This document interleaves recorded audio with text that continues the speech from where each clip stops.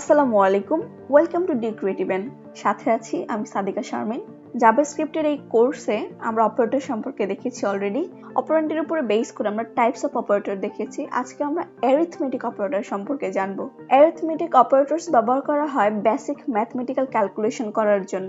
Arithmetic অপারেটরগুলো হলো plus, minus, multiple, division, modular, exponential, increment এবং decrement. এখানে আমরা নর্মাল ম্যাথমেটিক্সে যে মাল্টিপল দেখানোর জন্য আমরা যে ক্রস সাইন ব্যবহার করি এবং ডিভিশন দেখানোর জন্য যে ডিভিশন সাইন ব্যবহার করি, এটা প্রোগ্রামিং ল্যাঙ্গুয়েজে ব্যবহার হয় না। এটার পরিবর্তে প্রোগ্রামিং ল্যাঙ্গুয়েজে মাল্টিপলকে বোঝানোর জন্য অ্যাস্টেরিস্ক ব্যবহার করা হয় এবং ডিভিশনকে বোঝানোর জন্য স্ল্যাশ সাইন ব্যবহার করা হয়। মডুলার আছে, মডুলার একদমই নিউ। মডুলার দ্বারা আমরা ভাগশেষকে পাই বা রিমাইন্ডারকে পাই। এক্সপোনেনশিয়াল এর মাধ্যমে আমরা এক্সপোনেনশিয়াল ক্যালকুলেশন করতে পারি। ইনক্রিমেন্ট এবং ডিক্রিমেন্ট সম্পর্কে আমরা অলরেডি জানি। প্লাস প্লাস ইনক্রিমেন্ট এবং মাইনাস মাইনাস ডিক্রিমেন্টের হিসেবে কাজ করে। এর মধ্যে প্লাস প্লাস এবং মাইনাস মাইনাস হলো ইউনারি অপারেটর, বাকিগুলো বাইনারি অপারেটর। আমরা গত লেকচারে ইউনারি, বাইনারি এবং টার্নারি নিয়ে আলোচনা করেছি। যারা দেখেননি ডিসক্রিপশনে দেওয়া লিঙ্ক থেকে দেখে আসতে পারেন। সো চলে যাচ্ছি কোড এডিটরে। তো চলে আসলাম কোড এডিটরে। আমি অলরেডি সেটআপ দিয়ে রেখেছি। প্রথমে আমরা শুরু করতে যাচ্ছি বাইনারি অপারেটর। বাইনারি অপারেটরের ক্ষেত্রে আমরা জানি যে দুটো অপারেন্ট লাগে। সো আমি দুটো ভেরিয়েবল বানিয়ে নিচ্ছি। let a equal to for example 10 and let b equal to for example 5. So এখন প্রথমে আমরা প্লাস করছি console log the value of a plus b. So এখান থেকে আমরা জাস্ট ডিরেক্ট এখানে প্লাস যেটা দিয়েছি এটা হচ্ছে কনক্যাটেনেশন। এখন আমরা চাচ্ছি এখানে অপারেটর ইউজ করতে। অপারেটরটার কাজ কি হবে? অপারেটরের কাজ হবে a প্লাস b করে দেওয়া। সো এখন আমরা এটাকে সেভ করলাম। ওকে, এখানে is লিখে দিই।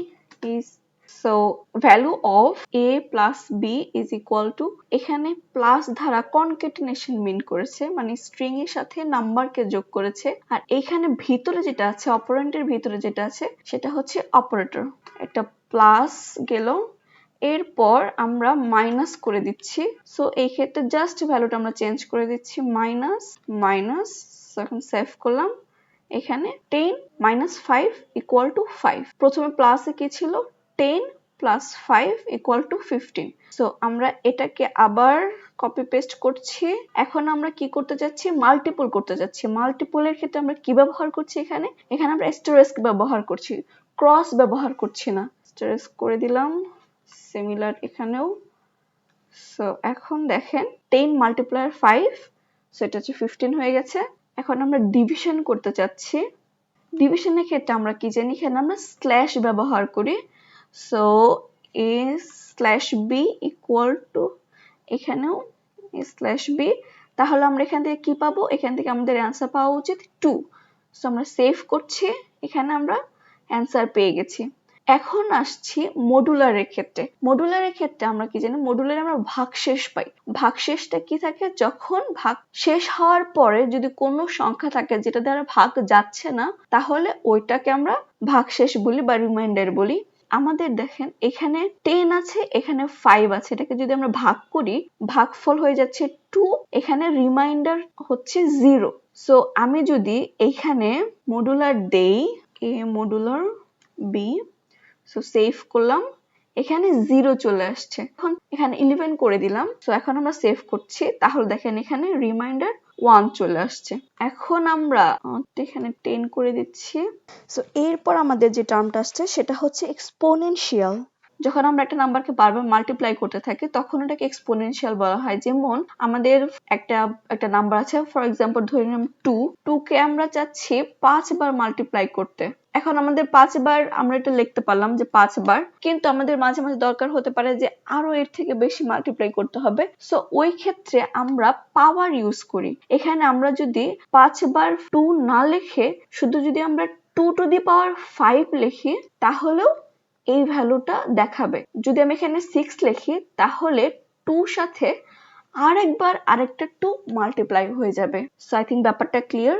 এক্সপোনেনশিয়াল টার্মটা প্রথমে ছিল না, পরবর্তীতে মডার্ন জাভাস্ক্রিপ্ট যখন আনা হয় তখন এক্সপোনেনশিয়াল টার্মটা আনা হয়। এক্সপোনেনশিয়াল টার্ম যখন ছিল না তখন আমরা ম্যাথ ডট পাওয়ার মেথডের মাধ্যমে এক্সপোনেনশিয়াল কাজটা করতাম। এখন আমরা খুব ইজিলি জাস্ট দুইটা অ্যাস্টারিস্কের মাধ্যমে আমরা এক্সপোনেনশিয়ালটাকে বোঝাতে পারি। সো আমি এই লাইনটাকে কপি করে নিলাম, এখানে এক্সপোনেনশিয়ালের ভ্যালুটা বসাচ্ছি, এক্সপোনেনশিয়াল।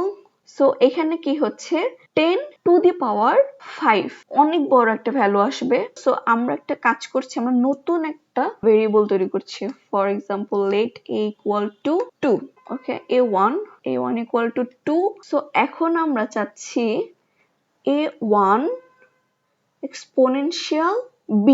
তাহলে কি হচ্ছে, এখানে আমাদের যে ভ্যালুটা আসছে সেই ভ্যালুটা হবে 2 টু দি পাওয়ার 5। সো এখন যদি আমরা কনসোল লগের দিকে তাকাই তাহলে আমাদের অ্যান্সার এসেছে 32। এবং আমরা যদি এখন এখানে ম্যানুয়াল ক্যালকুলেশন করি 2 ইন্টু 2 ইন্টু 2 ইন্টু 2 ইন্টু 2 মানে হচ্ছে 2 5 টাইমস। সো 2 4 8 16 32। সো এখানেও মিলে গেছে এটার সাথে, আমাদের অ্যান্সারটা ঠিকই আছে। এটাই ছিল এক্সপোনেনশিয়ালের কাজ। এখন আসি ইউনারি অপারেটরের ক্ষেত্রে। ইউনারি অপারেটরের ক্ষেত্রে আমরা কি জানি, ইউনারি অপারেটরের মাধ্যমে আমরা +1 করি অথবা -1 করি। +1 যেটা করি সেটা হচ্ছে ইনক্রিমেন্ট, -1 যেটা করি সেটা হচ্ছে ডিক্রিমেন্ট। ফর এক্সাম্পল কনসোল লগই করলাম, এখানে আমি চাচ্ছি ইনক্রিমেন্ট করতে। সো এখানে আমি লিখে দিলাম ইনক্রিমেন্ট। ইনক্রিমেন্ট করার ওয়েটা হচ্ছে ব্র্যাকেট দিয়ে দিচ্ছি কারণ আমরা কনক্যাটিনেশন করছি এখানে। So plus plus a, a কত, এর ভ্যালু হচ্ছে 10। সুতরাং আমরা ইনক্রিমেন্ট করলে কত পাবো, এখানে পাবো 11। সো এখানে আমি জাস্ট সেভ করছি, এখানে ইনক্রিমেন্ট চলে এসেছে 11। যদি এখন আমরা ডিক্রিমেন্ট করতে চাই, সো ডিক্রিমেন্ট করতে গেলে এখানে আমাদের জাস্ট মাইনাস করে দিতে হবে। সেভ, যেহেতু এখানে ভ্যালুটা আমার বেড়েছিল 11 হয়েছিল, সো এখন যখন আমি আবার এই ভ্যালুটাকে -1 করছি তখন এটা কি হয়ে যাচ্ছে 10 হয়ে যাচ্ছে। যদি আমি এখানে b দেই, b এর ভ্যালু আছে 5। সো আমি যদি এখন এটাকে সেভ করি তাহলে অ্যান্সার আসা উচিত 4। সো 4 চলে এসেছে। ইউনারি অপারেটর নিয়ে আগের লেকচারে আমরা বিস্তারিত আলোচনা করেছি, চাইলে ওখান থেকে পুরো জিনিসটা দেখে আসতে পারেন। সো আজকে এই পর্যন্তই। ভালো লাগলে অবশ্যই লাইক, কমেন্ট এবং শেয়ার করবেন।